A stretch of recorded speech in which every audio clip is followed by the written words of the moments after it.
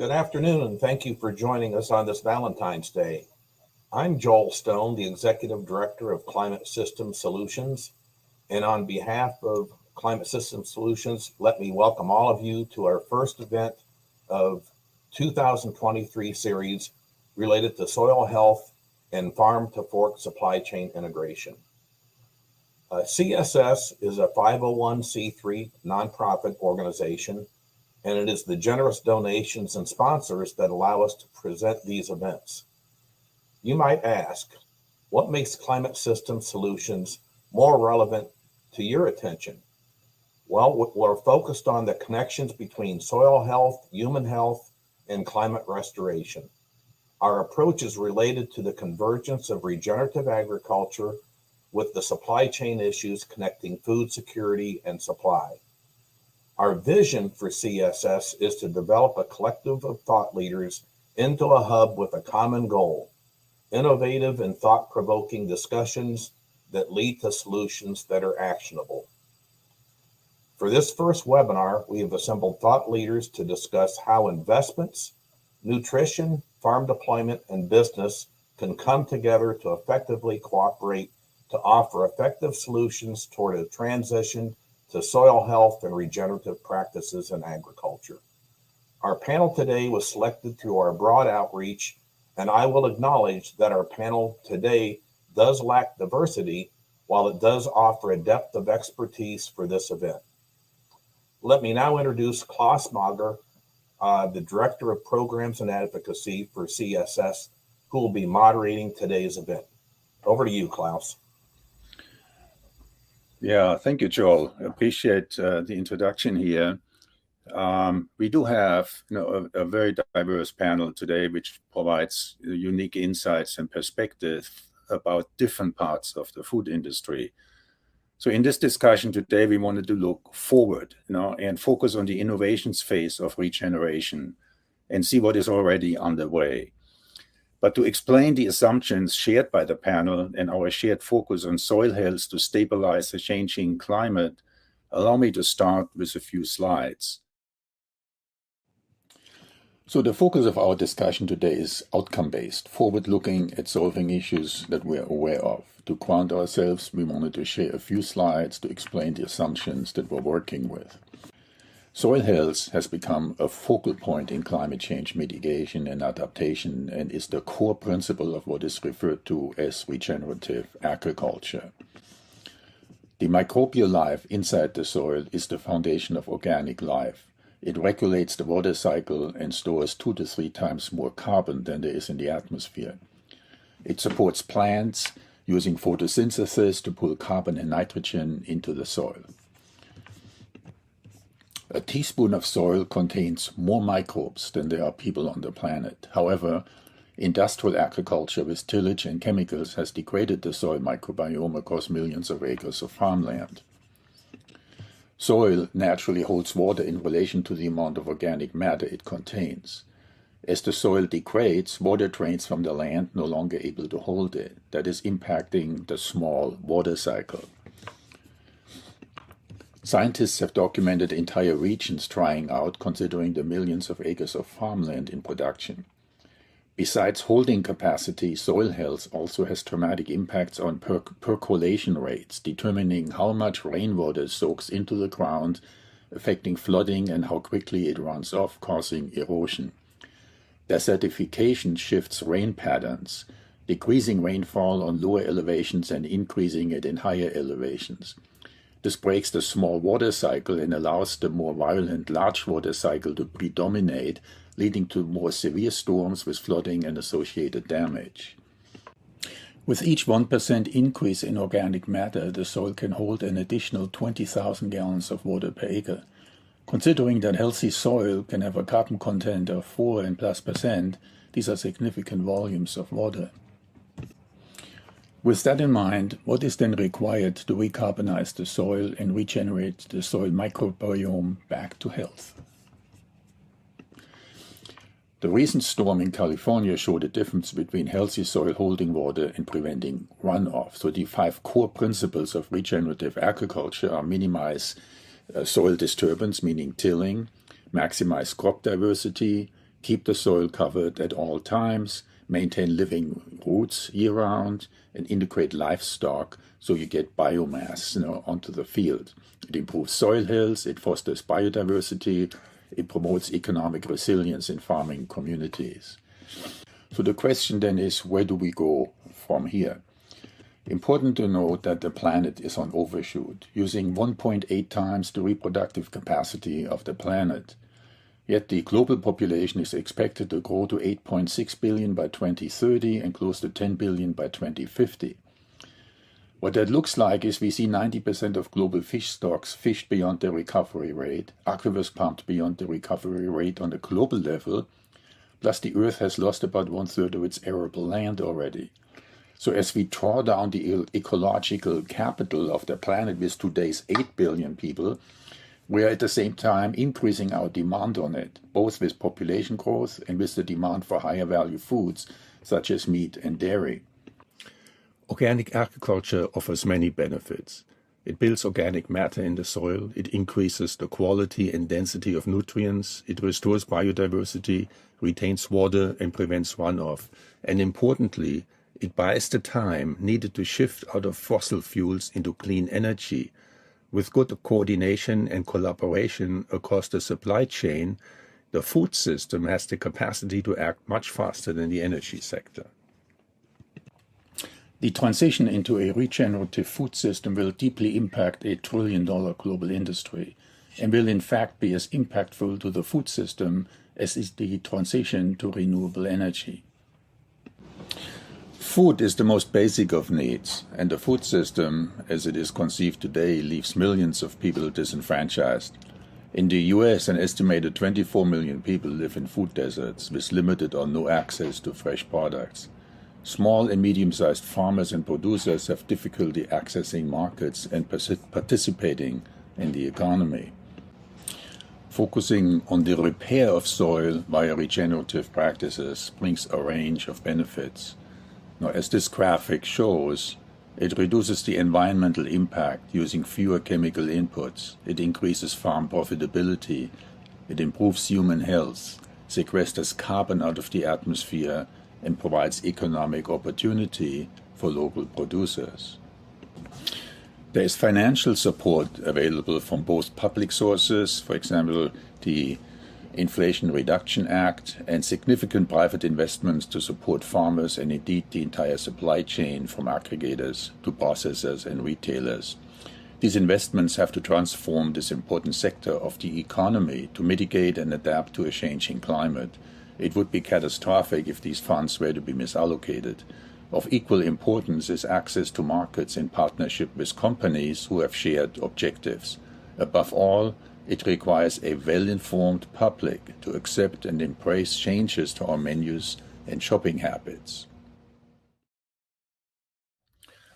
Thank you. Yeah, so as an introduction and the shared assumptions in the panel and moving forward, so let me introduce our first panel member, Matthew Duncan, who is the Senior Sustainability Science Lead for Truterra. So let's bring up Matt. Can we start your PowerPoints then? Hi, my name is Matt Duncan. I'm the Senior Sustainability Science and Soil Health Lead for Truterra. Truterra is the sustainability arm of Land O'Lakes, and we offer sustainable soil health and carbon services to ag retailers and co-ops, farmers, and consumer products good companies.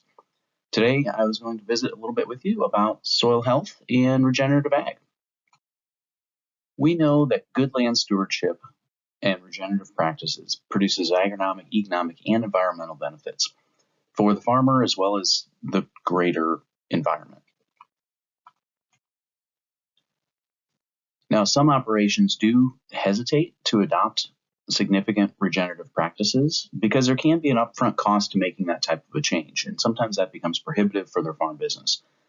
But for those that have made the changes and stuck with them, there is increased profits and yield resilience.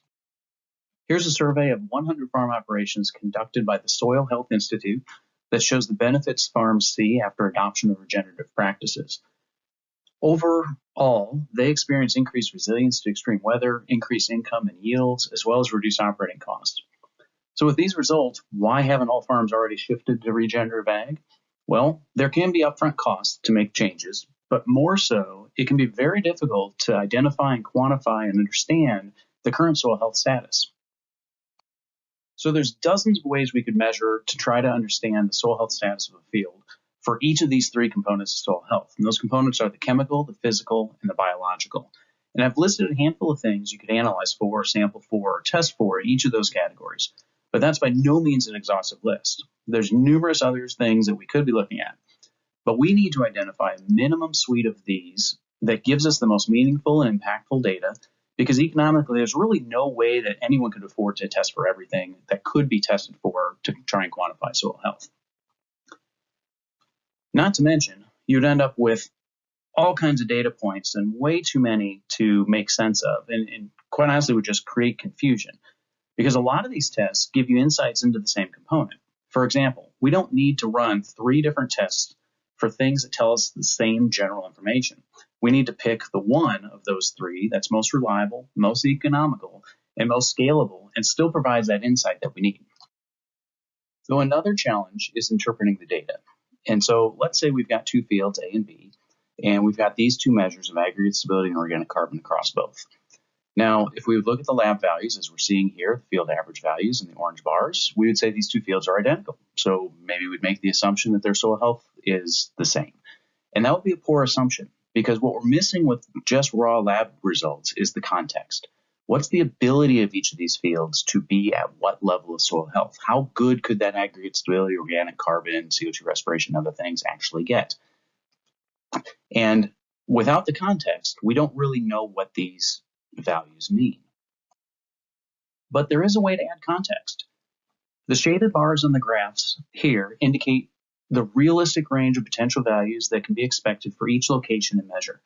We can create these localized context bars by combining the soil characteristics data, climate information, and other available data to determine what that particular location's potential is and where the measured parameter sits within that range. For instance, we would not expect a sandy field in an arid climate to have the same soil health levels and capacity as a silty field in a humid temperate climate. Just like we don't expect all fields to have the same crop production capacity, we also don't expect all fields to have the same soil health capacity. So in the example shown, field A has far more room for improvement, and we should focus our efforts on that field. So once we've got the data and the scientific know-how to create those ranges, to create that context and scale for each of the measures that we've selected to try and evaluate our current soil health level, we can now understand not only what that level is currently, but which components need the most work, which things should we focus on for management improvements.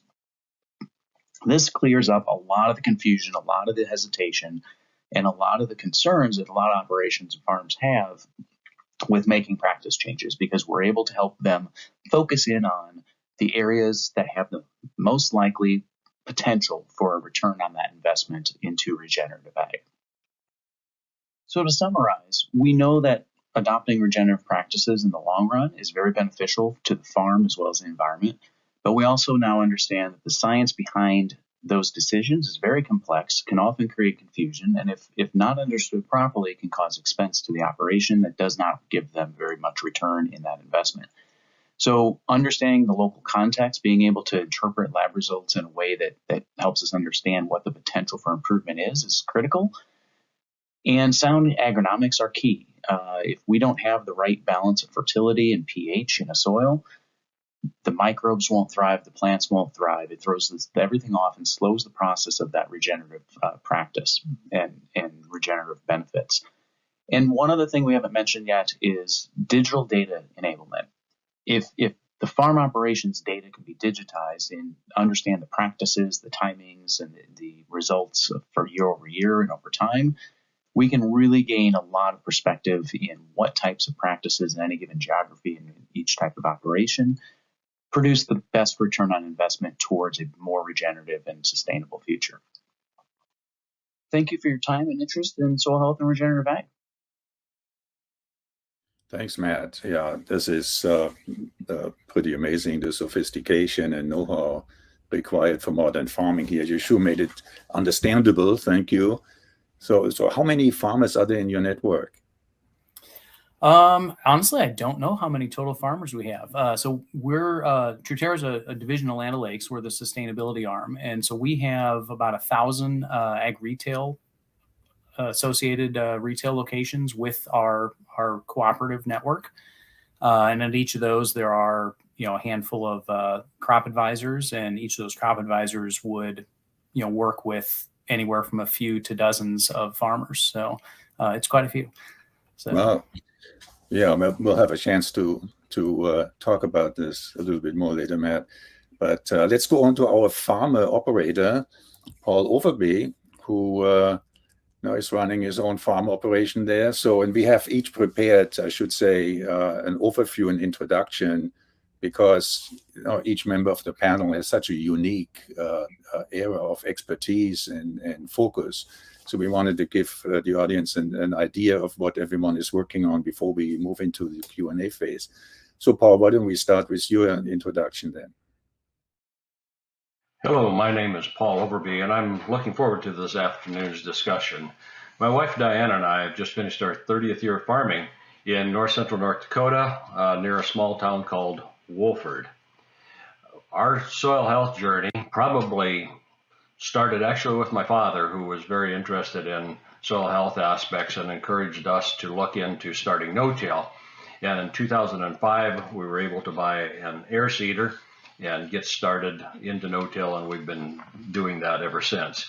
The no-till operation meets one of the first principles of soil health, which is to keep the soil armored, and also another principle of minimizing disturbance. Along with that, we've also developed a very diverse crop rotation over the years, and each crop has its own ecological niche, has its time management niche, and other things like that to make this all possible. We also have divided all of our fields into zones for management. So those two practices add in soil health principles of diversity and also minimizing disturbance by only putting in nutrients, for example, where they're needed. Early on, we made the decision to try to get closer to the food industry instead of delivering all of our crops as commodities to the local elevator. And that also was probably inspired by my dad. He was one of the investors in Dakota Growers Pasta Cooperative, and he and other Durham growers in North Dakota delivered their crops to the pasta plant. They were made and then marketed across the country. That co-op has since been sold out, but it continues operation in North Dakota, buying durum from Durham growers. Our first effort into the food market was raising hard white wheat, was through the Dakota Pride Cooperative, and you can see the white wheat on the right-hand side next to the hard red spring wheat, and that was all marketed through the North Dakota Mill and Elevator, and then sold from there to other locations. They continue to market that brand of hard white wheat. It's a whole grain wheat, but we've chosen to exit that market. We found the risk of raising the white wheat wasn't manageable for our operation. We have continued in raising several other crops that are in the IP or identity preserved market, such as Ohio Lake sunflowers and Ohio Lake canola. Both of these have healthier oil configurations than do commodity canolas. And we get small premiums for raising those crops. Another crop that we raise is yellow field peas, and this one we started raising as a commodity, and ADM approached us a few years ago about raising it as an IP crop for their high protein market that they were developing. And so that's what we do now, is sell that into the ADM's market. Again, we started raising oats in 2018, and then in 2019, General Mills announced that they wanted to have 1 million regenerative acres of land in North America. And so we joined their program as in the oats market. That was their focus in North Dakota and Manitoba and Saskatchewan, raising oats that ultimately ends up in products such as Cheerios. One of the things that General Mills brought to the table for us was a partnership with Understanding Ag. And so while there's a small premium for the oats, probably the biggest advantage we had was working with coaches who came out and helped us measure our fields. They did an intensive data study and really helped us learn what regenerative ag was all about. That was invaluable. Then in 2022, ADM approached us about raising flax for their brand new program called Noble Grown, where they're marketing flax seeds into a niche health food product, selling both the seed and the oil on Amazon. A friend in North Dakota has taken a different approach, and they direct market grains, particularly heritage grains raised on their farm, into the public, into bakeries, etc., as whole grains, as flour, and also as artisan pasta. So some of the ways that we've connected on our farm with the food industry that are in the IP market for sunflowers, canola, and field peas, all with a premium to them, but not specifically regenerative. On the other hand, the Cheerios or General Mills program and the ADM, those are specifically regenerative IP products. Another approach that we've used on our farm is to raise cover crops. This is part of an additional soil health principle of keeping a living root in the soil as long as possible. And of course, it adds diversity. And so we've been raising cover crops now for about 10 years. And it's a challenge, and they are expensive. We have had some help with all of this soil health work that we've been doing from USDA's NRCS service, the Environmental Quality Incentive Program, or the CSP program, so a Conservation Stewardship Program. So those have been helpful in providing funding up until now, but a couple of years ago we had used up all of our eligibility for those programs. One of the new things that we're trying is intercropping. The goal of intercropping is to plant a couple of different crops in the same acreage at the same time to increase the total amount of production per acre while reducing inputs due to synergies achieved by raising those crops together. So for example, in 2020, we raised a pea-oat combination. We didn't find that to be terribly successful, but in 2022, we tried raising peas and canola together, and we found that to be a better product mix, and we'll expand our acres of that in 2023.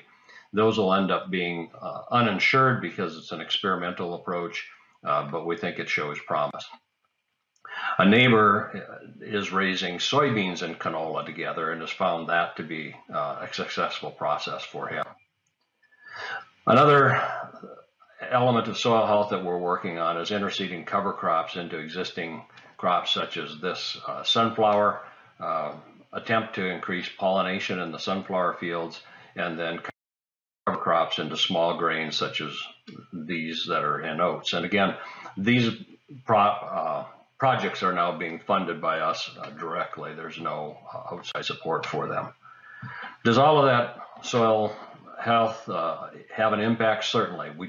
At the beginning of this webinar, we talked about the impact on water quality, and there's an example of the difference between water runoff on a conventionally tilled field and in our adjacent no-tilled field, where all the water was absorbed and the only water we had was the runoff from the neighbor's field. Another aspect of soil health, of course, is the impact on storing carbon. And as the soil improves, carbon gets stored in the soil, and we've taken advantage of a program from Indigo Carbon to sell them carbon credits as a way to help us pay for and offset some of the costs of the soil health practices that we're working on. But it raises the question, where do we go from here? How can we gain support for farms like ours in the food marketplace, and how will support from the marketplace encourage my neighbors to adopt regenerative ag practices? I'm looking forward to this afternoon's discussion. Yeah, thank you, Paul. That's an amazing number of crops to keep track of. I don't know how you do it. How many acres are you operating? You're muted, Paul.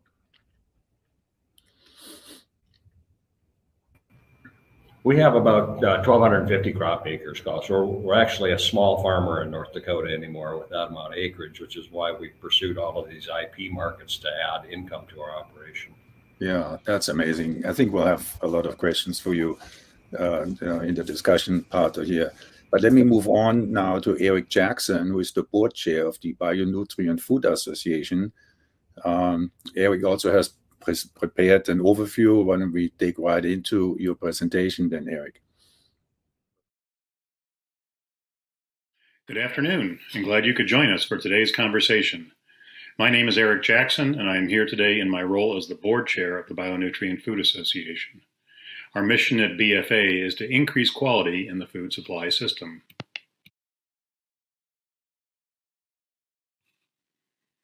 For the past 12 years, BFA has dug deep into the questions around the nutrient density of foods. The first question we asked was, is there significant variability in nutrient content of similar foods, or is a carrot just a carrot just a carrot? It turns out that there is extraordinary variability in terms of nutrients such as minerals, phytonutrients, and secondary metabolites, the building blocks of health. And this is true across the 20 or so products we've already looked at so far. In some cases, these differences between two foods that look the same, such as 2 bunches of spinach, were 300 times higher in one than the other. Wheat, beef, blueberries, etc. all have astounding variability. So the next obvious question is why? What set of variables in terms of farming practices, genetics, soil type, tillage practices, ground covers, crop rotations, etc., could possibly be the drivers of this variability? Much of our current research is focused on trying to understand what set of variables have the biggest impacts on food quality and the soil in which it is grown.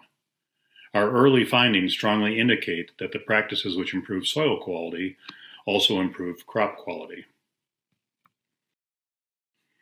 We are also trying to come up with a way to define nutrient density for each crop, one that is useful in communicating food quality, serving as a common language for both farmers and consumers, as well as the supply chain. So how did I come to be part of the dialogue today? Because we believe that food quality can become the biomarker for ecological outcomes, like soil health, water, nutrient, and carbon cycles, biodiversity, pollinator habitat, etc. Imagine the possibilities if a single indicator, crop nutrient density, could communicate not only crop quality, but all the environmental metrics which are critical to a healthy ecosystem. For example, we now know that grain-fed cattle have lower concentrations of important phytochemicals in their meat than pastured animals. Furthermore, we also know that an all-grass pasture is not as beneficial as a diverse multi-species pasture for important phytonutrients such as terpenols, phenols, carotenoids, and tocopherols. We also know that ecologically beneficial outcomes, such as soil health, water retention, organic carbon, microbiome diversity, are all positively correlated with the quantity of nutrients in the meat. Study after study have shown that, given the choice, consumers prioritize food quality for personal health over climate change and environmentally friendly. One of the problems with the current attempts to sell consumers on climate change and environmental benefits is that the average consumer just doesn't care that much. Assuming that our research continues to indicate that the same set of farming practices that deliver superior nutrient content and taste also delivers the added benefit of all that would be preferable ecologically and climate-wise, we can then turn our attention to what consumers want, all the while knowing that we are also accomplishing ecological and climate change goals.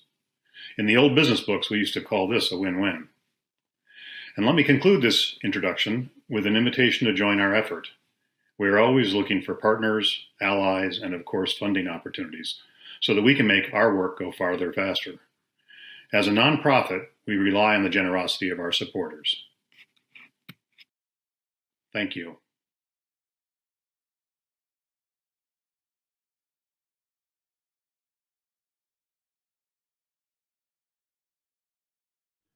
Yeah, thank you, Eric. On an intuitive level, you just feel this is right. And when you look at all the data out there in the market that links nutrition and diet to our personal health, you just know there has to be a connection.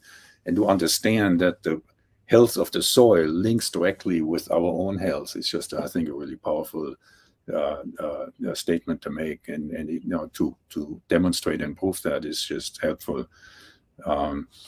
Yeah.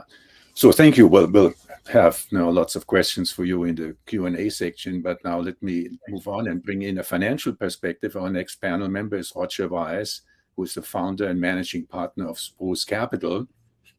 Hi, Roger. Hello. Let's go ahead and set up your introduction then. Thanks, Klaus, for the introduction, and thank you for the opportunity to participate in what I think is going to be a very interesting panel discussion.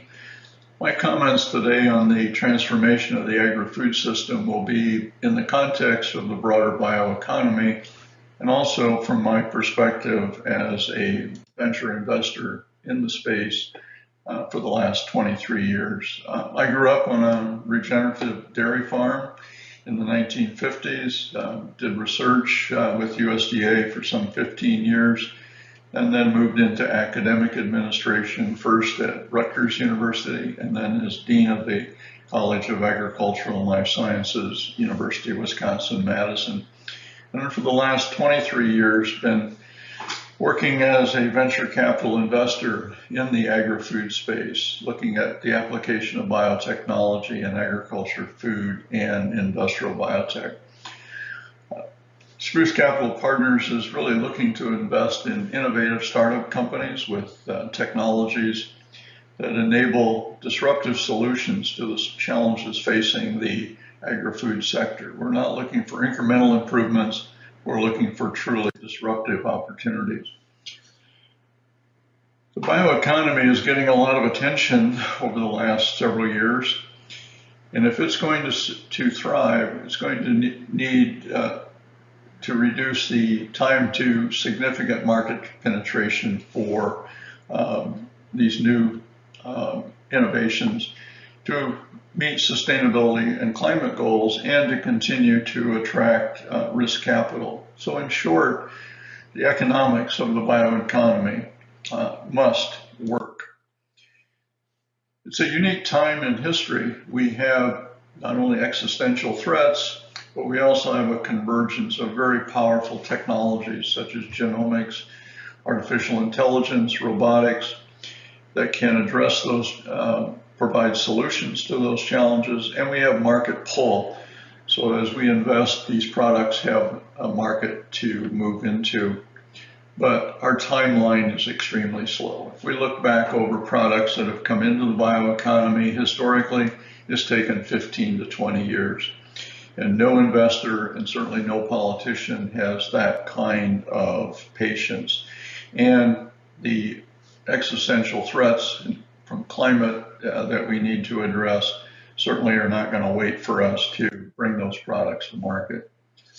So the time now is to reinvent the agri-food value chain, and there's numerous advocacy groups, interest groups supporting those changes that need to be made, and there's investors out there ready to put capital to work. The unifying theme for all of this is soil health, and the reason I mention this point is sometimes various groups begin to work at cross purposes, but I think we can all rally around the importance of soil health, because as Klaus indicated in his opening comments, there's a myriad of benefits to improving soil health. Farm profitability, drought tolerance, mitigating climate change, carbon sequestration, reduced environmental impact, improved community and human health.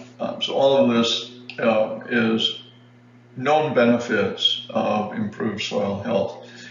The point I'd like to add to this is that we have to then take those soil health benefits and convert them into economic advantage for farmers and for the bioeconomy. And that's feeding in sustainable feedstocks into the bioeconomy, sustainably sourced ingredients for the food industry, reduce ecosystem impacts and generate carbon credits.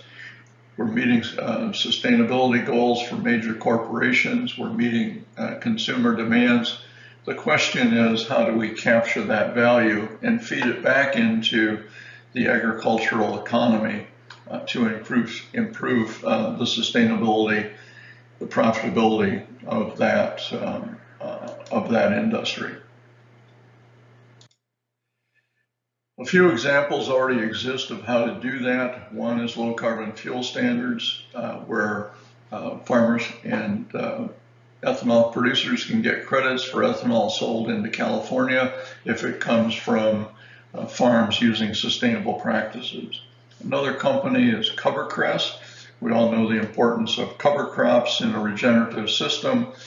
CoverCress is producing a cash cover crop. So you not only get the benefits of the cover crop, but Bunge is set up to harvest this, to buy the seed coming off of that crop, convert it into oil, increasing the value to the farmer. A number of consumer-facing companies are sourcing, tracing, and marketing products derived from farms with regenerative practices, and hopefully we'll be able to capture additional value by doing that traceability. I would like, though, to use an example out of our portfolio, and that is Pivot Bio, which is a company we invested in at the very early stages of the company. It is using genomics to modify native microbes to enhance their ability to fix nitrogen. These microbes then colonize cereal roots and capture the nitrogen from the air, convert it into ammonia that the plants then use as a source of nitrogen fertilizer. The company has products that are applied both in furrow and on seed and replace between 40 and 50 pounds of synthetic nitrogen per acre, thus reducing CO2 emissions, NOx emissions, less runoff, less leaching. The question is, how can they capture the value of that? They have two ways. One is nitrogen credits. So if they would sell off these CO2 and nitrogen credits to a broker, return those profits to the farmer to enhance his profitability and hopefully encourage him to accelerate the adoption of the product. And then also there is the scope 3 emissions credits that can be gained down the value chain as we go all the way out to the consumer. So two sources of capturing value, the offsets and the scope 3 emissions value. The value here is for every pound of nitrogen produced, you emit about 2.7 pounds of CO2. So they'll be on 10 million acres next year, which means they are reducing emissions by about 700,000 tons. So being creative here about how to both benefit the farmer, improve sustainability, but capture value is going to be critically important for this company.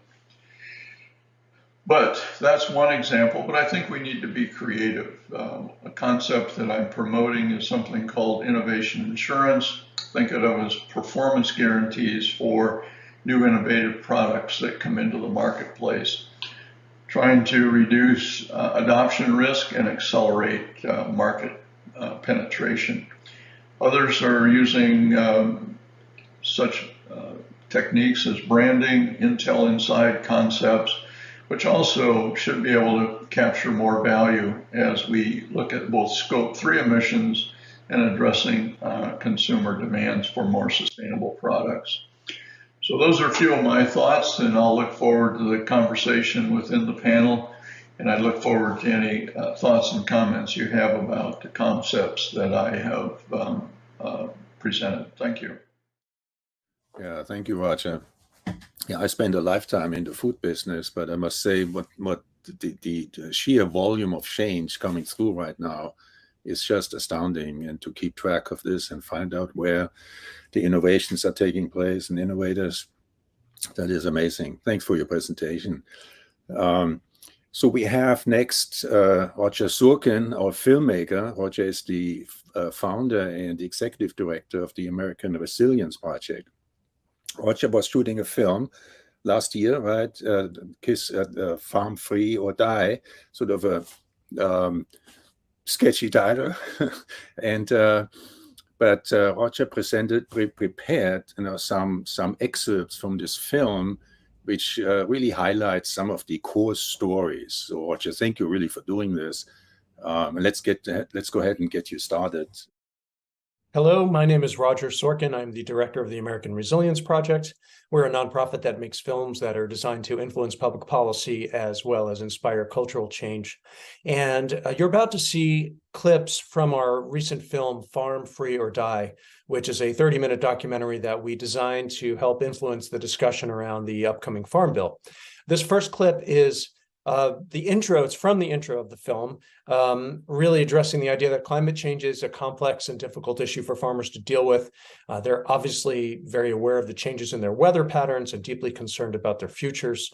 And this clip sets up the discussion that we hope to have around climate and agriculture. A lot of Americans don't realize just how tenuous our food supply is. We've got enough stress. We're worried about bugs, we're worried about the markets, we're worried about whether or not China's buying corn. But we can see the weather. Climate change is absolutely real for farmers because we're living it. If we can improve our soils to where our soils are now a buffer for the extreme weather changes that we're seeing, we're going to see more stable yields.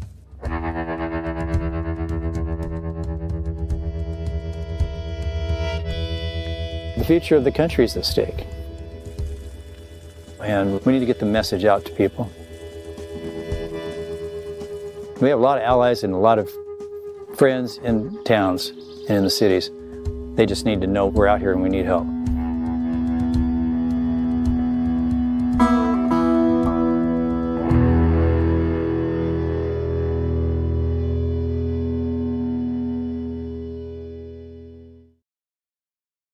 This next clip from Farm Free or Die has to do with the financial stress that farmers face. Adjusting and adapting their practices, such as no-till or the use of cover crops, requires different types of tools and equipment, and that creates financial stress. So even for farmers who are not transitioning, some of the costs are just prohibitive. There's quite a bit of overhead in farming, and we hope that as people begin to discuss the Farm Bill, they will understand that farmers need incentives to make the transition. This tractor, brand new, is $180,000. Now that was 2013. You got an alternator that runs it, just like a car. You've got all these hydraulics that run it. The hydraulic pump, if it goes out, is $10,000. You blow a tire, you're looking at $1,600. Front ones are $800. We just put new ones on there last year.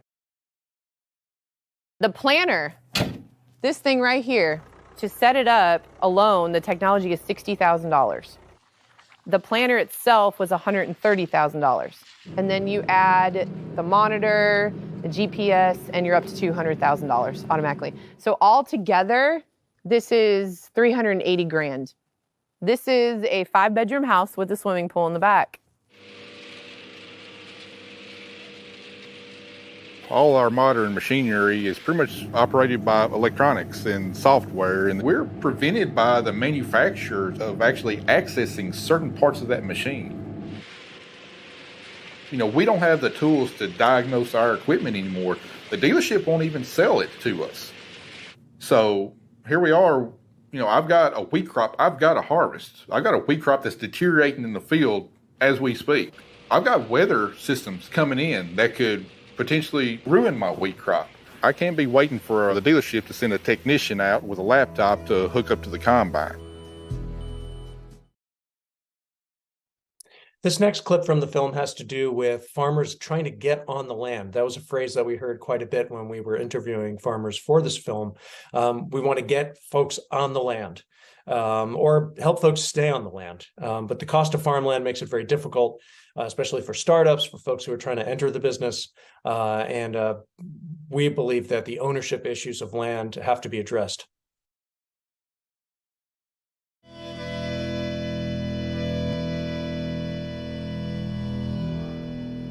when there's not farm businesses that are healthy around the area, they don't buy as much stuff in town. So those businesses shutter up their windows. And if you have less and less young people coming back that have a chance to get into, in our areas, into food production. So what happens if young people have no direct route, no way to be able to purchase land and get on the land with a path to ownership?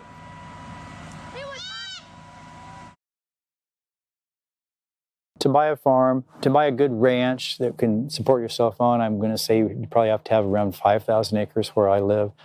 That's going to be $3 million minimum. Most people have no way to come up with that cash.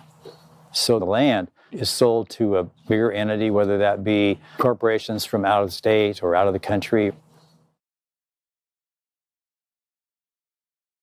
There's a lot of discussion today about ownership of farmland.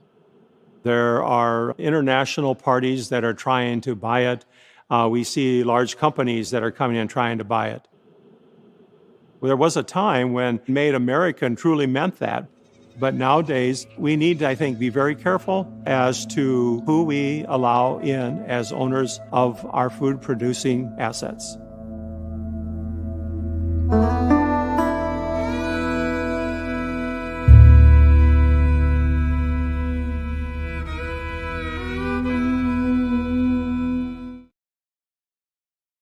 This next clip also has to do with access to land. The majority of food produced around the world comes from smallholder farms, but even within that range, the options to buy land are limited. So you're about to hear from a farmer who does not have a lot of money, who did not come into farming through family or through inheritance, which really, as one of the farmers says in the film, only two ways to become a farmer: you're born into it or you marry into it. This next clip is a farmer who is neither born into it or married into it, and talks about her challenge trying to get a plot of land for herself to farm. You know, this is an apple tree. I rent land. I'm a tenant farmer, and I've been farming about 8 years now. I'm not inheriting farm or land, but I don't need 500 acres. I don't need 200 acres. If I had 200 acres, I'd love to collaboratively farm that with others and do livestock and do different type of enterprises all together. So I'm really looking for maybe 5 acres. But I still can't afford to buy 5 acres right now. And when you get out into these rural communities, a lot of the dwellings and the places to live, they're gone. So to find 5, 10 acres or something like that with a house that you could live in with your family is really hard. This next clip from Farm Free or Die is a rancher in Nebraska talking about some of the issues with regards to labor. Worker participation in particular, we believe, would help solve some of the labor problems in farming by providing better incentives to attract a younger generation of farmers. And so this is, really a call for young farmers to get to know each other, to build a network.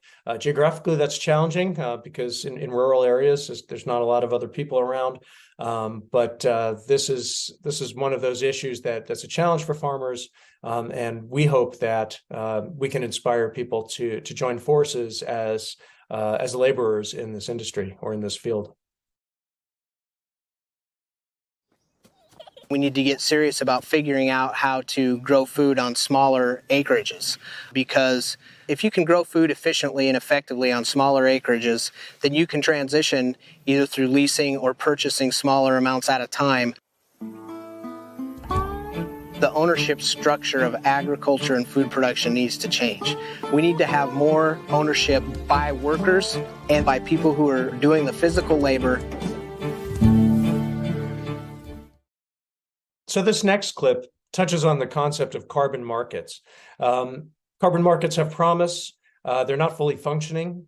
And we're just really trying to raise this as a topic of conversation. We don't have much of a prescription in the film for how a carbon market should work. But we do have farmers saying that they would like for carbon to be their next cash crop. Some of the issues around commodity markets, crop insurance plans, and subsidies that lock farmers into what and how they can grow need to be examined, especially as we consider what's going to be written into the Farm Bill. Paying farmers for ecosystem services, we believe will help create those incentives to change over to regenerative practices. When we raise corn, soybeans, we're fairly dependent upon the Board of Trade to dictate the price. And we could make more money sequestering carbon in the carbon markets. That's something that's unique to plants with photosynthesis that are actually taking CO2 out of the air. Well, this leads to a whole new business opportunity. We can capitalize on this so that our next cash crop is carbon farming. A very unique way that we can add value and keep farmers on the farm.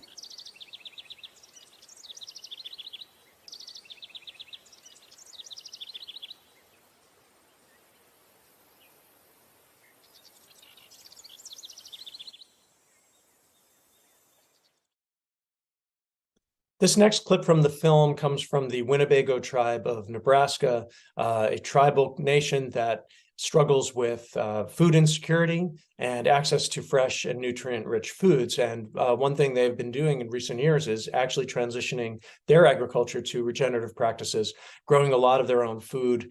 It's a good news story. We hope they can sustain it, and we hope that other rural areas and other tribal communities can really learn from their example. Localizing food production really, in general, helps marginalized communities and underserved communities. There's the issue of food deserts and not having access to fresh food. It also shortens supply chains. People can produce locally. So those are some of the themes that we're really trying to highlight with this particular clip from the film. Through all the things that happened with COVID and the pandemic, our tribe is really taking it serious now about developing food security in our communities. We have about 1,000 acres of organic crops growing, from corn to wheat to alfalfa, oats, and we even have organic field peas this year. A lot of this stuff was driven by the lack of access to fresh, nutritious foods in Winnebago. And we've gone away from things like this, growing our own food. Now we're getting all these food production into our schools, into our hospitals, into our local food stores, and just getting people to start eating better. On top of that, increasing the physical health, the mental health. I think it's extremely important that a lot of rural communities start to plan longer term for the food security within their communities. Not only is it going to help give you that reassurance of food, but I think it brings back a sense of community. It brings back a sense of connection to the land that you're around.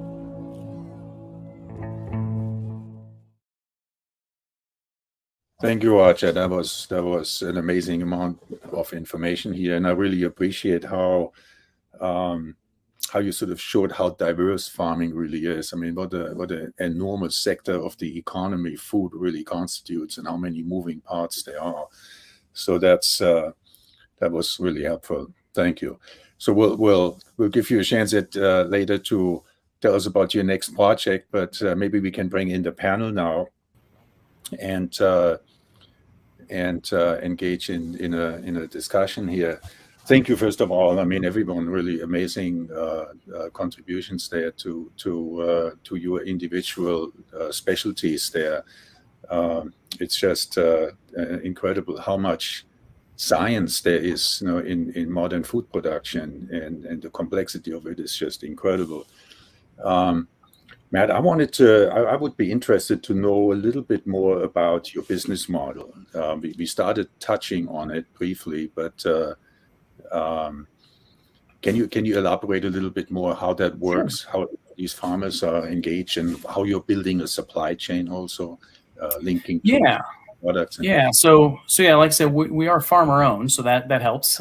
Gives us a lot of good direct connection to the farm, the farmers, the fields, what's happening. We also have a retailer arm, so they supply products and services to those farmers. And then, so basically what we do at Truterra is we help kind of make that connection between the ag retail and farmer network and the consumer product good companies. And so we have multiple types of programs, to help farmers understand what they could be doing to improve their practices from a soil health and regenerative ag perspective. Some of those are carbon programs. Some of them are what I showed in the slide deck there, more of a soil health assessment that kind of helps try to bring some of the complexity of the science and the site-specific nature of what we're trying to deal with here, and give them that local field-by-field context to help them along. And then, of course, in that process, that's allowing us to kind of make sure that data is all organized in a nice, clean way, so we can start we and they can start seeing their progress over time, and can start measuring those improvements. Whether it be through soil product or soil health measurements, or productivity levels, profitability levels. That is something I do always try to remind people from an agricultural perspective. To be sustainable, there's environmentally sustainable, there's economically sustainable, and then there's production sustainability, right? We can't be perfectly environmentally sound and produce a quarter as much food. And we can't do either of those if the farmers go out of business in the process. So there is a balance that has to be made there. Now, Gary Rosinski asked a question about the cost benefit of regenerative practices, and I've heard repeatedly that there is actually a cost reduction for chemicals that are needed in the regenerative process. Is that correct? There definitely can be. Because by going to no-till, you do shift what your weed spectrum is. Tilling the ground, different weeds like that, compared to seeds that germinate in a no-till situation. But when you go to no-till, one, you're not re-bringing up those new seeds each year, because some seeds can last for decades and decades in the soil. And so every time you till, you potentially get a new flush, which then means you got to do something about it to preserve the crop potential. And so no-till can start to minimize some of that new flush. You also are then building the plant residue on the surface, which helps to kind of block some of that new germination. And then if you can start integrating cover crops or more crop species, say maybe you add winter wheat to your corn bean rotation in the Midwest. All of those things help to kind of keep, they basically, you're out competing the weeds in a lot of those situations. So yeah, there's definitely ways to do that. There's also, in the long term, there's also just operational cost savings. If you used to till the ground and you don't anymore, that's a whole lot of diesel fuel you're not spending money on, not to mention wear and tear on equipment and things like that. So yeah, there's lots of benefits in the long run. Sometimes it takes a little while for people to start seeing that return on that investment. And that's honestly probably one of the biggest things to hold people up from making major practice changes, as the one video talked about the equipment costs. For someone to go from a normal tillage practice to, let's say, strip till, you're talking $300,000 to $400,000 in equipment cost changes to make one practice change. It's a beneficial one. It's expensive on the front end. So right. All those things have to weigh into the decision process. Paul, you have a lot of experience with this. What comments do you have here? I'd echo a lot of what Matt said.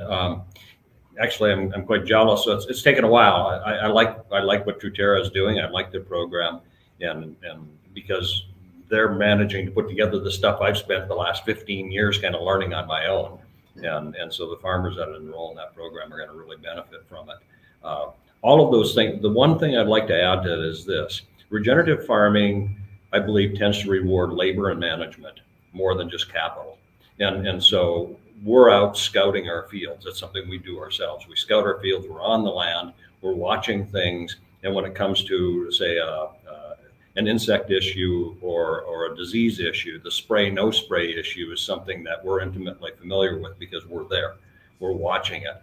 And so that helps that whole process of inputs. And we're doing all the soil analysis. So we're rewarding the extra effort for management instead of just reaching for a jug of something to spray or throw on something because I'm not really sure, but just to be safe, we're just going to add more chemical or fertilizer or whatever. And we're being very intentional about every input we use or choose not to use. Yeah. So you made some comments about working directly with brands and processes. How common is that?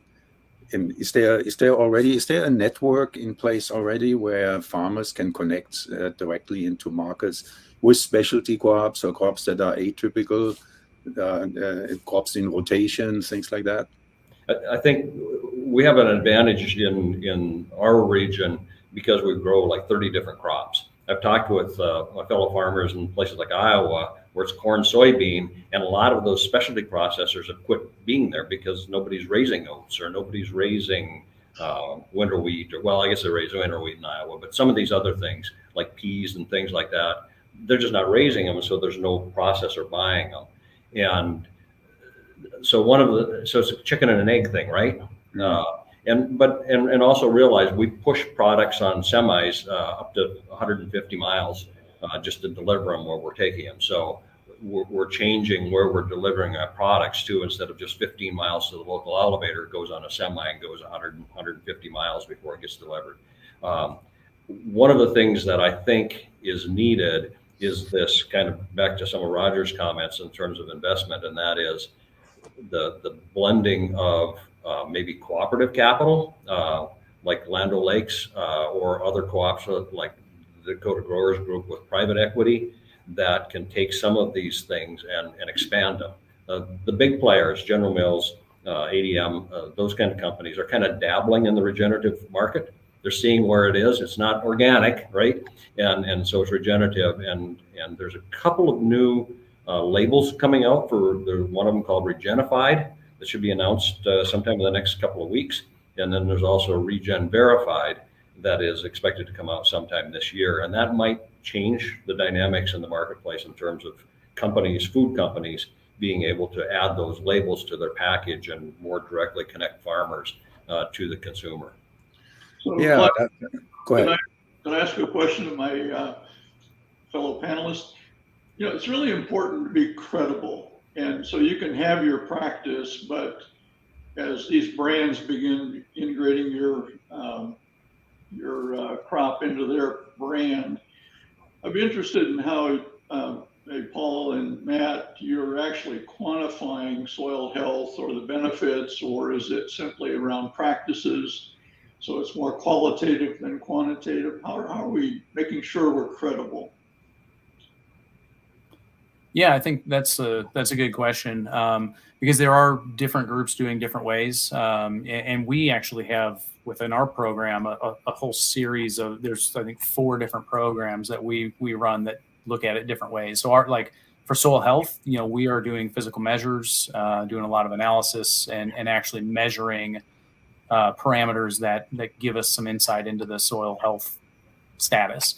There are programs out there that do give a dollar reward for practices. So you implement, say you change to a lesser tillage, you get, and I'm making up numbers here, you get $2 an acre or something.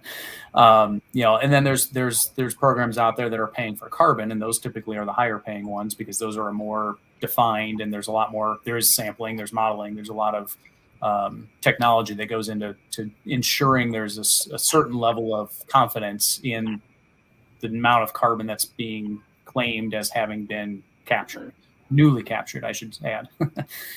But yeah, so you're right. There's a wide mix in how people are doing that, and and that's one of the things I was kind of addressing there too. Is there's so many ways and things you can measure to try and quantify soil health, and it's a challenging thing to quantify into a singular value or a standard, because the values don't have the same potential in some geographies as they do in others. So, and just to add one quick thing there, I think a lot of us in the regenerative movement don't want an organic type of certification. And I know the Regenified group is working on it as a transitional process because it's a learning curve. And so it's going to capture people on a spectrum, but are moving towards a goal. And some of that's going to come into telling a story, right? It's not going to be quantitative, it's going to be qualitative. And as long as everybody understands that, that's okay. And like with ADM, our products with renewable grown, that's a story. They're telling the story. It's dependent on the integrity of what I say and how we make that work.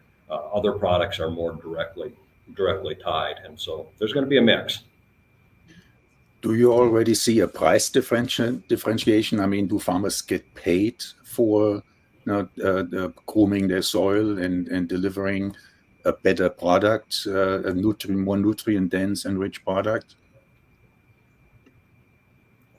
Eric, are you seeing anything in terms of a price premium for nutrient density? Yeah, I mean, it's at this point, it's very niche-y. There are certainly niche markets that appreciate not only the practices that were used in raising the crops, but then they also recognize that the crops test better for things that are human nutrition focused. Again, the things that I mentioned before, phytonutrients, secondary metabolites, mineral content.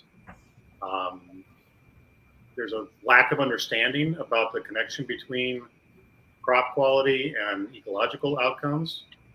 And so that's why we think that the research that we're doing and other folks are doing as well, if we can narrow down to a place where something that consumers understand, truly understand, which would be more nutrient dense food, which is health giving to them, we believe that's a faster path to success for pulling through value that includes these ecological outcomes, right? We have to be able to measure. It has to be science-based. We're going in trying to do neutral research. We've got a thesis, certainly, and early indications on that thesis are that there is definitely a correlation. Is there a causal factor, right? We still have to do more research. But if, Paul, you've been doing this for a long time, I would like to think that at some point in the future, you're going to get paid for the quality of your crop, not the quality of the practices used to raise the crop necessarily, or both, right? So there may be a double set of metrics, right, where you get paid for ecological services on the one hand, and you also get paid for a superior crop quality on the other. And this same thing holds true for animal feed, right? I mean, anybody who's been tracking the animal feed market for years would recognize that, there are certain crops grown certain ways that do a better job in feeding animals than the same crop grown in different ways or different genetics, right, of the same crop. And same thing holds true for corn milling. Non-GMO corn mills better than GMO corn, right? So there are these qualitative components, and when we say farm practices, we include genetics in that. But ultimately, there's I think a whole value proposition that right now is grossly under-recognized that could greatly benefit the farmer. And we just simply have to present, we believe that we simply have to present the science to get that flywheel spinning. So how close are you, Eric, to get this information to the consumer actually? Because it seems like if that quantification of quality of crops coming out of the soil can be measured and brought to the consumer's attention in form of branding, labeling, or so, that would be a game changer. Yeah, we've tested about 20 crops at this point. I would say that the most structured approach that we're taking right now is in beef. And that program is probably going to leapfrog our other crop programs at this point because we have a direct association with the medical community in putting this project together. And so if we can draw that continuum all the way from farming practices through soil quality, through forage quality, through animal health, through meat quality, and this whole study started in the metabolomics section of the medical industry, right? So they already had their thesis around these higher quality meats and their contribution to human health. That we believe that might be the first one that we can actually take to market and say, here you go. Here's the science that backs up these concepts. Let certain producers, because not everybody's going to flip, right? Because we're not expecting to boil the ocean on this, but crawl, walk, run into a quality-based market where it's understood that these practices were done on the one hand. So let's give kudos and value to that set of propositions, and then we also have a better quality product over here in terms of the the meat that's being sold and the milk that's being sold. This is a meat milk project, and the marketplace will tell us whether we're right or wrong. But absent the information, we're not going to know. So, Klaus, you asked me a direct question: when is this going to be ready to come to market? We're still a couple of years out for sure. Okay, but there's plenty of information already on our website. we have a lot of inbound folks looking at the website of the Bionutrient Food Association and our researcher on the Bionutrient Institute. And they're taking that information because it's in the public domain. We're not trying to create intellectual property here. We're trying to create a common good for the benefit of agriculture and food and human health. There's plenty of people coming in and picking up on this information, and there are more projects going on at this point than we can keep track of.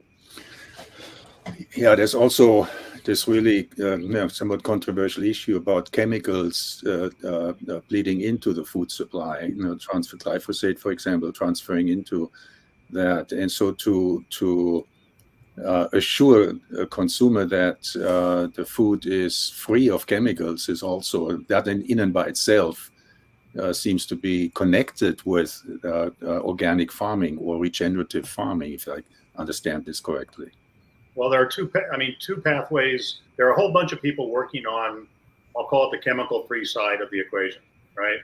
For a direct impact, either through research or through thesis, that they believe those chemicals might incur upon human beings. But the other piece of this, as with chemical applications being part of the set of practices that farmers use, is what is the multiplier effect of those chemicals within the soil microbiome, right? We're talking about soil health as a primary here, within the soil microbiome, and then how does that cascade into the quality of the food?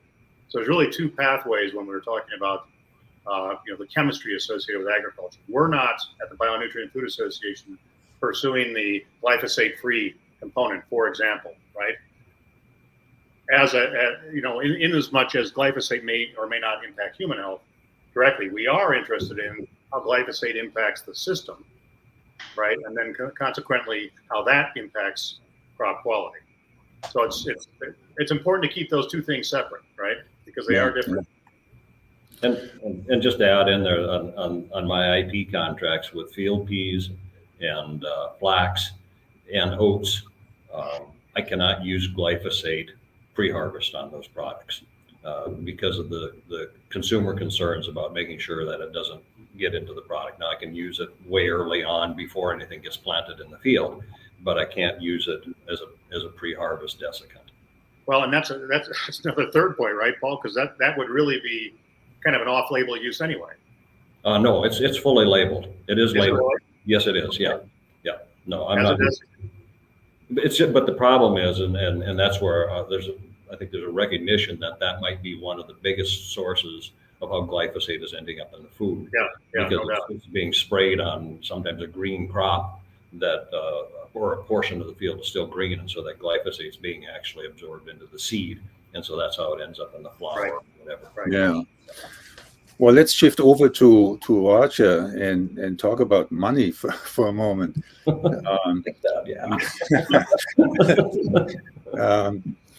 I mean, where are the levers as an investor, Roger? I mean, this is such an incredible challenge because on the one hand, you want to invest into key levers, but on the other hand, it seems like the industry wants to decentralize and regionalize into bioregions.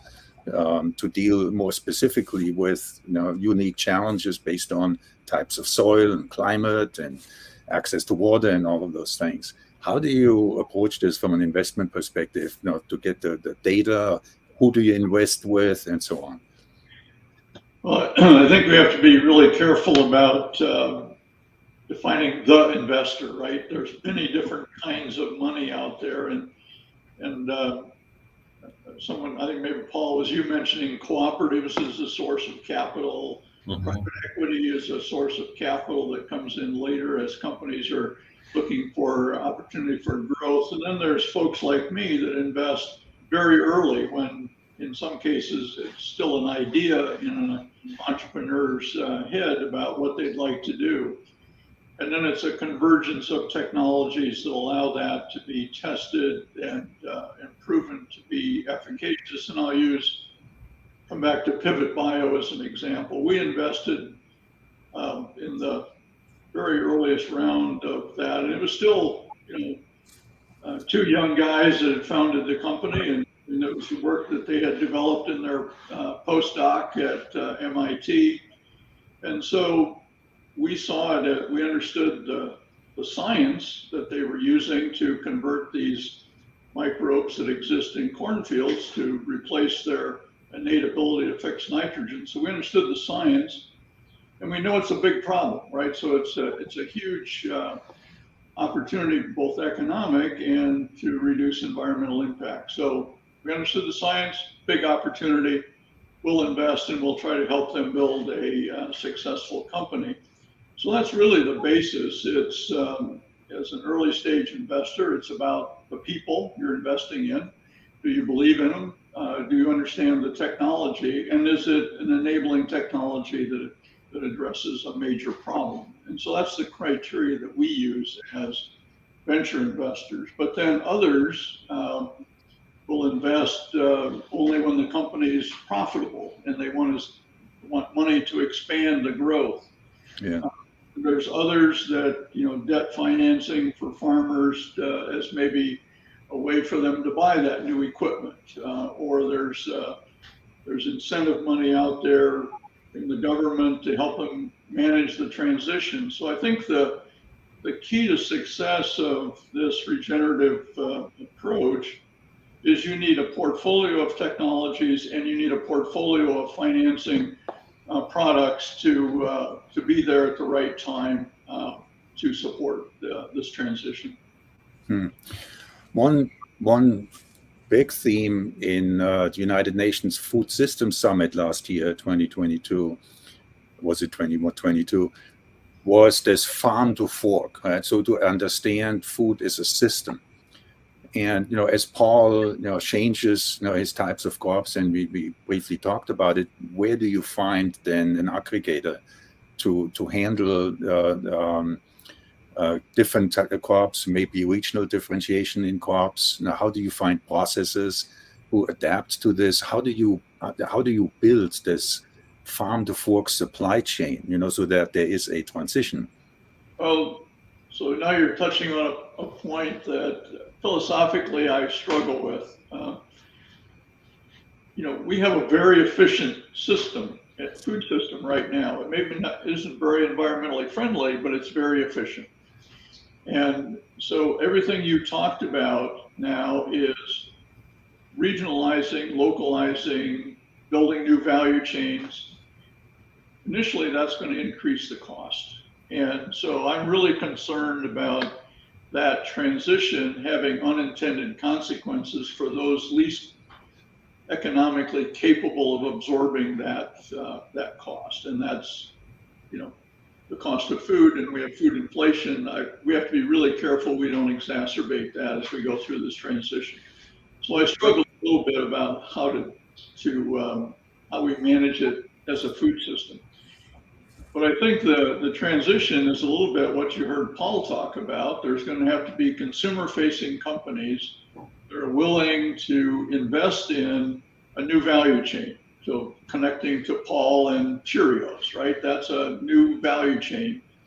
But those food companies are quite used to doing that, right? They contact with wheat growers and they make sure that wheat has the same protein every year so they can make their cereals or biscuits uniformly and minimize cost. So we'll have to think more and more about how to do that, but it's going to happen, with little cooperatives relating to a consumer-facing company, and you have identity preservation and you try to capture some of that value. So it's going to happen. It's not going to happen quickly or or broadly. It's going to be small opportunities continuing to show success. So I think the concern I have is the impact of this transition, both on the cost of the speed at which it happens, the cost to the consumer of the food, but also the fact that it's going to take a long time to make that transition because we have a really embedded system, and so it's going to take time, and that may not be consistent with some of the climate change and other pressures we see on the system. The needs, yeah. Eric, you have a comment? Yeah, just a crazy idea, and it's not going to necessarily shorten Roger's time horizon. But I think that the discussion that we have about the costs are often very much contained or siloed in simply the agricultural discussion. if you take a look at the report that came out in 2021 from the Rockefeller Foundation about true cost accounting of food, the proposition was we spend about $1 trillion in the U.S. every year on food at the grocery and at the retail level, right? We spend another $2+ trillion every year mitigating the effects of agriculture, not only on the environment, but on human health. Not just agriculture, but food as well, right? So in total, there's this very large amount of money that simply needs to be reallocated. If the healthcare system could contribute some, and if the environmental mitigation system could contribute some, if we could put both those systems not completely out of business, but if we could rebalance this to a primary source of the issues relative to creating cures once the problems have already occurred, we don't think that the overall system should cost any more. That reallocation, however, is quite tricky. So, Roger, I didn't solve your time problem on one day. but I mean the vested interest in what you just said. Yeah, I mean, but Roger Sorkin pointed out in his movie that there are very productive smaller farmers who have a very difficult and interest in younger folks to wanting to do farming, but not able to get into it because there's not really a support structure for accelerating this development for smaller farms. I mean, we're talking like 5 or 10 acre farms, which are highly productive and typically multi-crop, integrated livestock, and all of those things. And so that hopefully is I mean, you talk about urban agriculture and rural agriculture now, where there may be opportunity to scale something, if we really put our minds to it. There's a lot of questions coming in about. Oh, I'm sorry, Matt. Go ahead. Well, I was just going to say, Klaus, I think some of that is going to hopefully be getting addressed here over the next 5 years with the USDA's Climate Smart grants. They funded up to about $3.5 billion worth of applied work throughout agriculture. And one of the required parameters for most all those projects to get funded was that they include underserved communities. And that could be underserved by farm size, like you're talking about, what I would call a smallhold farmer. It could be underserved by, ethnicity, by geography, urban islands, food islands, those types of things. And a lot of those projects that got funded do have that in as part of their component. So hopefully we're going to start seeing some motion in that area. Yeah, for many reasons, that seems to be a desirable focus here. We have a lot of questions coming in with livestock integration, and I have talked to a whole lot of farmers who don't want to touch it. But Paul, what is your take on livestock integration?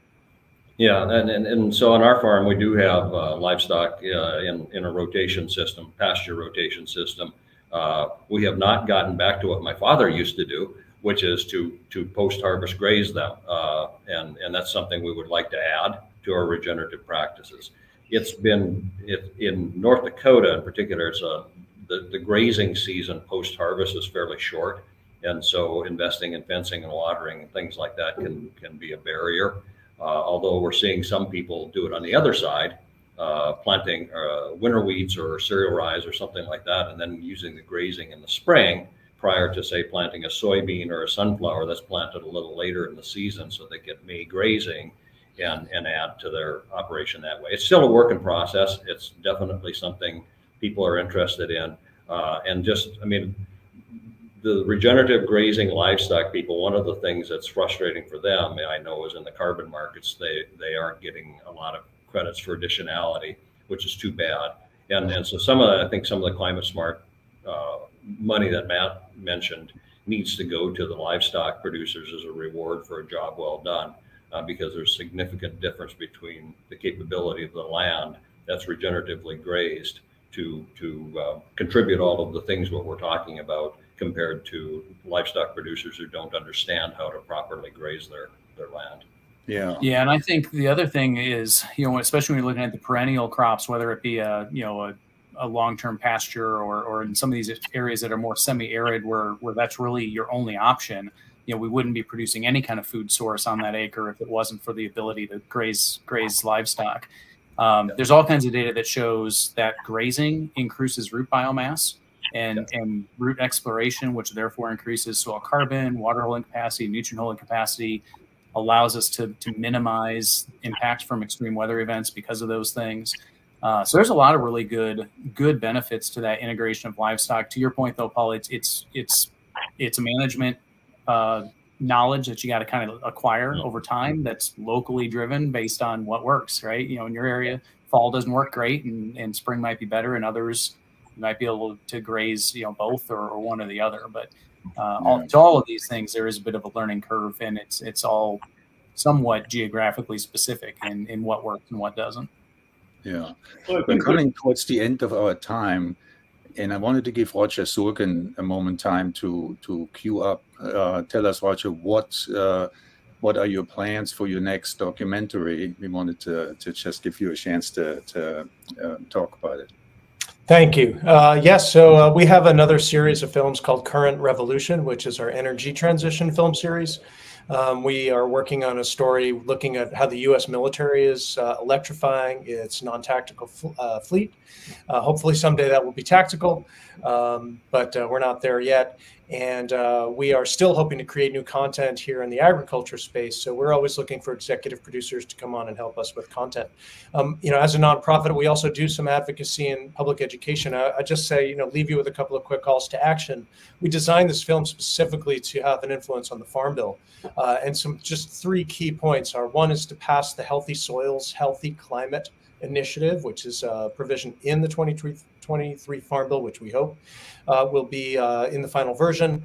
Another is to create an advanced research and innovation program within USDA to promote the development of technology and systems for agricultural resilience, and also to modernize crop insurance policies. So we're trying to take all of that on at once, and thanks for this opportunity. Thank you, Roger. Roger Wise, I'm sorry, I didn't mean to cut you off. You had another comment? No, that's fine. Okay. Well, why don't we bring in George? First of all, thank you so much. I mean, this is such a knowledgeable panel here, and you're so deeply engaged in each of your subject matters here. It's really a joy listening in and you know, hearing and learning from you. So thank you for the preparation for this and for all the work that went into it. Let's bring Joel back up for some closing comments. We're moving towards the end of our time here. Joel, you want to take it from here? You bet. Thanks, Klaus, and thanks, panel. It's been great. It certainly has been a pleasure hosting the session today. Getting back to some of the sessions that Klaus and I have been involved in over the last 2.5, 3 years. It's good to be back. And thank all of you for registering to attend. And a lot of good questions came in. We tried to pitch up as many of them as we could. But I will tell you that we'll be having many future events, from Climate Systems Solutions.